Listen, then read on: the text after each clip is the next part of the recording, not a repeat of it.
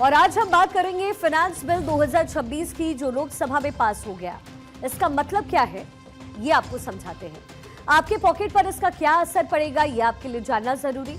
और एक बात को आपके सामने रखेंगे, जरा सोचिए, आपने अपने घर के लिए एक बजट बनाया हो, आपने फिक्स किया है कि आप खाने पर कितना खर्च करेंगे, बच्चों की पढ़ाई पर कितना खर्च और बिजली के बिल पर कितना खर्चा आपको करना है। लेकिन अगर आप उस पैसे को सही तरीके से इस्तेमाल ना कर पाएं या अगर आपको पता ना हो कि कौन सा खर्च जरूरी है और कौन सा नहीं, तो आपका बजट बिगड़ जाएगा। फाइनेंस बिल कुछ ऐसा ही है। ये सरकार को बजट में दिए गए प्रस्ताव को लागू करने की ताकत देता है। बिना फाइनेंस बिल के सरकार टैक्स नहीं वसूल कर सकती, ना ही कोई खर्च कर सकती है। इसलिए इसका पास होना बहुत इंपॉर्टेंट है। सरकार ने बजट में विकास, रोजगार और समावेशी विकास पर भी फोकस किया। आइए कुछ मुख्य जो प्रस्ताव हैं उस पर सिलसिलेवार तरीके से नजर डालते हैं।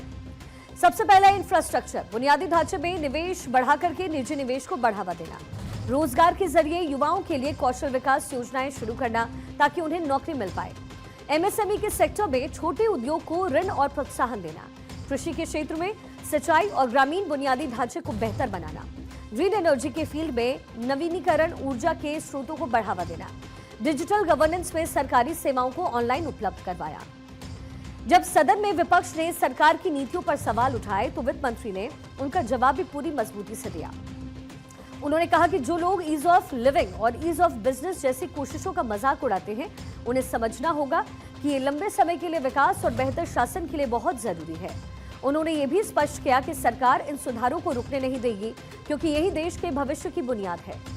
फाइनेंस बिल के पास होने से आपके जीवन में कई बदलाव आएंगे। उदाहरण के लिए आपको ग्राफिक्स के जरिए कुछ पॉइंट्स बता देती हूँ। इनकम टैक्स की दरों में बदलाव हो सकता है, जीएसटी की दरों में भी बदलाव संभव है, सरकार सब्सिडी में बदलाव कर सकती है, लोन मिलना भी आपके लिए आसान और बेनिफिशियल हो जाएगा। वित्त मंत्री निर्मला सीतारमण ने सदन में फाइनेंस बिल को पेश किया। उन्होंने कहा कि ये बिल देश के आर्थिक विकास को गति देगा और नागरिकों के जीवन को बेहतर बनाएगा। जब विपक्ष ने सरकार की नीतियों पर सवाल उठाए तो वित्त मंत्री ने उनका कड़ा जवाब दिया। उन्होंने कहा कि सरकार देश के विकास के लिए प्रतिबद्ध है और सुधारों को नहीं रोकेगी।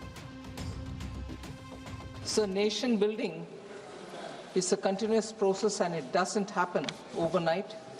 Every budget, every finance bill that we've come up with is a step towards the ultimate goal, and that is attaining Viksit Bharat by 2047 and fulfilling the aspirations of 140 crore Indian citizens.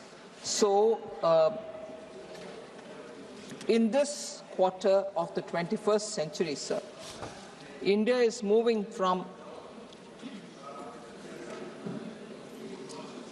actually moving forward with reform not out of compulsion, which is what has happened earlier.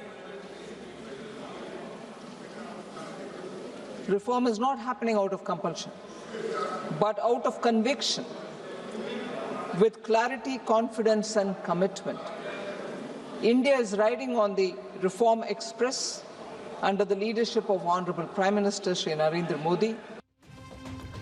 Finance bill का पास होना एक महत्वपूर्ण कदम है। ये सरकार को देश के विकास के लिए जरूरी फैसले लेने की ताकत देता है। हमें उम्मीद है कि ये बिल देश के भविष्य के लिए फायदेमंद भी साबित होगा।